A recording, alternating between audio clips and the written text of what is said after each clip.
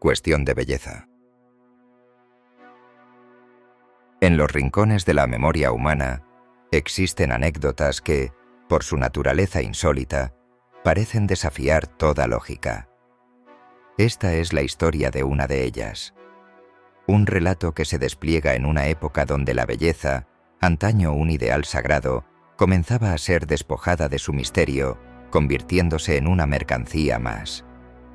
En medio de este paisaje de pragmatismo y codicia, la belleza misma tomó una forma inesperada, llegando a un hombre que no sabía cómo valorarla, ni cómo protegerla. Porque a veces, las cosas más sublimes solo pueden ser comprendidas por su ausencia, cuando ya es demasiado tarde. Una apacible tarde al sur de California, la tranquilidad de Gordon Fish, un estafador mediocre y de modales toscos, fue violentamente interrumpida. Una profunda vibración que él confundió con un terremoto lo despertó de su siesta. Con la ceja fruncida y el ceño irritable, se dirigió hacia la puerta, donde le esperaban 3 hombres inusualmente delgados y vestidos con uniformes morados. Platt Terras 3, número 22. Sí, aquí es. Pero no sé si usted... Sin escuchar una sola de sus protestas, los hombres le entregaron un par de papeles y, con una eficiencia robótica, empezaron a entrar grandes cajas en el pequeño apartamento de Fish. Lo hicieron con tal rapidez que el espacio, ya de por sí reducido, se volvió un laberinto de cartón. Justo cuando la última caja estuvo adentro, otra vibración idéntica a la primera sacudió el lugar y, de la misma forma que habían llegado, los hombres desaparecieron, como si nunca hubieran existido. Fish, aturdido y enrabiado por la intrusión, intentó leer el documento que le habían dejado. Estaba escrito en un idioma que no entendía y sellado con un emblema que no reconocía. El mensaje, sin embargo, era bastante claro. Las cajas eran suyas, y él era el responsable de su cuidado. Desesperado, se lanzó contra la caja más grande, un coloso de metal esmaltado en negro. Al romperla, descubrió una imponente máquina rectangular con diales, esferas e interruptores, presidida por la enigmática inscripción Technin Masking. Intrigado y con un instinto de codicia despertándose en su interior, Fish accionó un interruptor. Las esferas se iluminaron con un suave brillo ámbar y una serie de brazos mecánicos de metal pulido se desplegaron con delicadeza sobre una plancha en el centro. La máquina zumbaba suavemente, como un insecto gigantesco. En otra de las cajas, encontró un folleto de instrucciones en el mismo idioma desconocido y un paquete de hojas de papel amarillento que encajaban perfectamente en una ranura de la máquina. Con un temblor en las manos, Fish introdujo una hoja y manipuló un dial al azar. Los brazos mecánicos se movieron con una precisión asombrosa. Trazaron líneas, sombras y curvas con una velocidad que la vista apenas podía seguir. La máquina se detuvo y del otro lado apareció un dibujo. Era la imagen de un hombre musculoso con un casco griego arrojando flores a un toro de aspecto juguetón. Aunque la obra le pareció mediocre y extrañamente inocente, la posibilidad de un valor oculto encendió la avaricia de Fish.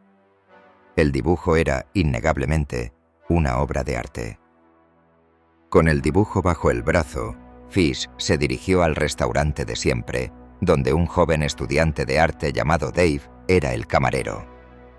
A la primera oportunidad, le mostró el dibujo a Dave, asegurando que era una obra de su sobrino, un genio en ciernes. Oiga, esto es increíble. ¿Su sobrino hizo esto? Tiene una fuerza, una elegancia en las líneas que me recuerda al periodo clásico de Picasso. Es bellísimo. Dave le explicó a Fish que la oficina de correos de la ciudad estaba patrocinando un concurso de murales. El premio era de $10,000. El único problema era que el mural tenía que ser en color. Sabiendo que su máquina solo dibujaba en blanco y negro, Fish improvisó una mentira elaborada. Ay, es una lástima. Verás, mi sobrino tuvo un accidente y se lastimó la mano. No puede pintar en un tiempo. Pero tú, Dave, tú podrías hacerlo. Si te ofrezco el 10% del premio por pintar el mural, ¿qué dices? Dave, cegado por la oportunidad y la admiración, aceptó encantado. De vuelta en su casa, Fish empezó a ver el potencial real de su descubrimiento. Si un simple dibujo valía tanto, la máquina completa era una mina de oro. Se dio cuenta de que los diales y botones no eran solo para el estilo, sino también para los sujetos. Experimentando, logró que la máquina dibujara una muchacha ahorcajada sobre una vaca, luego un hombre con una paloma.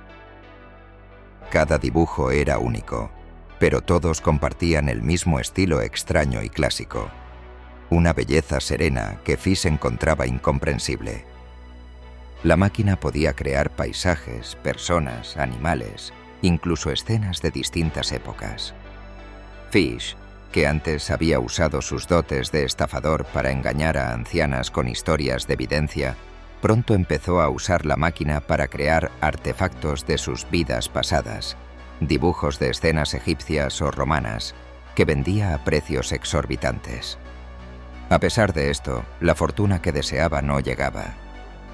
La inquietud por el origen y el funcionamiento de la máquina lo consumía. Un día, la curiosidad se impuso a la cautela.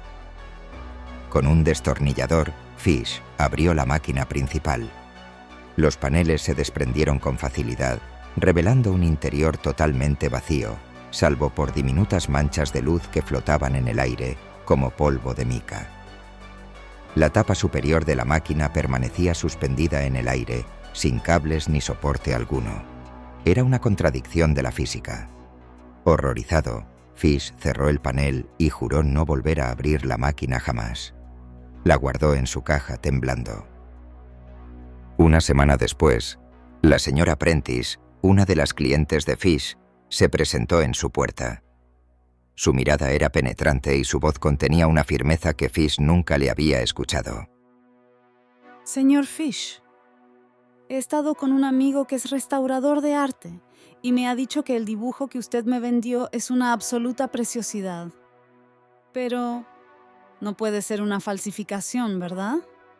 Es tan perfecto, tan sereno. ¿De dónde lo sacó? Fish la despachó con una nueva mentira y, días después, recibió una llamada de un prestigioso galerista de la ciudad. El hombre había visto los dibujos y, maravillado por el estilo perdido que poseían, le ofreció a Fish un jugoso contrato. La fortuna estaba a su alcance, pero un temor profundo lo paralizaba. La máquina era un misterio, y él no sabía cómo controlar lo que hacía. Un día, mientras la máquina zumbaba, un pequeño trozo de papel que había caído al suelo llamó su atención. Era la parte final del manual de instrucciones que había ignorado. En sueco leía: Avlägsna et monster. Avlägsna, eliminar. El manual revelaba que, al terminar de crear cada dibujo, Fish debía apretar un botón de cancelar para borrar la plantilla del banco de memoria de la máquina. Fish se dio cuenta, con un frío sudor recorriéndole la espalda, que él, sin saberlo, había estado borrando las pautas de belleza una por una, hasta que no quedaba nada, solo las 8 cajas de maquinaria inútil. La máquina chasqueó suavemente y un nuevo brazo se movió, esta vez trazando una línea grácil y solitaria en el papel. Luego otra, y otra más, moviéndose con una inexorable serenidad. Afuera, el timbre de la puerta sonó con urgencia. Fish, inmóvil, observaba el papel. La punta del brazo trazó una última curva, que se unió al final de una línea más ancha. El zumbido de la máquina se detuvo y las luces se apagaron.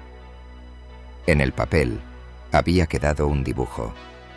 Era la silueta perfecta de una mano humana.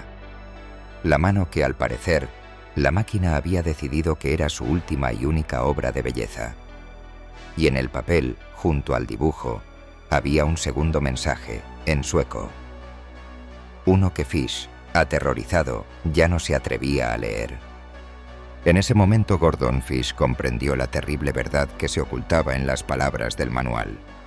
Ab lexna et monster. No significaba simplemente borrar el dibujo de la memoria de la máquina, sino que, en el acto de la creación, la máquina había extraído ese patrón de belleza de la realidad misma, y al no cancelarlo correctamente, Fish lo había eliminado para siempre de la existencia. Cada obra de arte que él había creado para su mezquina estafa, con la esperanza de revenderla, había sido un acto de destrucción irreversible. La belleza del hombre griego, la de la muchacha en la vaca, e incluso las escenas egipcias que vendía a sus clientes, ya no existían en ninguna forma. La máquina había llegado a la última de sus pautas. Su misión, la de compartir la belleza, había sido saboteada por la avaricia de Fish, quien ahora se daba cuenta de que, al buscar poseerla, había sido el artífice de su propia ruina y, peor aún, de la irreparable pérdida de la belleza para el mundo. Gordon Fish, el hombre que en su búsqueda egoísta de fortuna no solo desaprovechó un regalo del universo, sino que, sin saberlo, destruyó las pautas de un arte milenario. Su tragedia no fue la pérdida de una oportunidad, sino el descubrimiento de que la verdadera belleza no se puede poseer ni vender, sino que, como un delicado espejismo, desaparece para siempre cuando se intenta confinarla. La máquina, con su último gesto, le dejó la más cruel de las lecciones. La de un mundo que, por su culpa, se había vuelto un poco más feo. El sonido del timbre aún resonaba, pero Fish sabía que para él, la verdadera belleza ya no volvería a llamar a la puerta.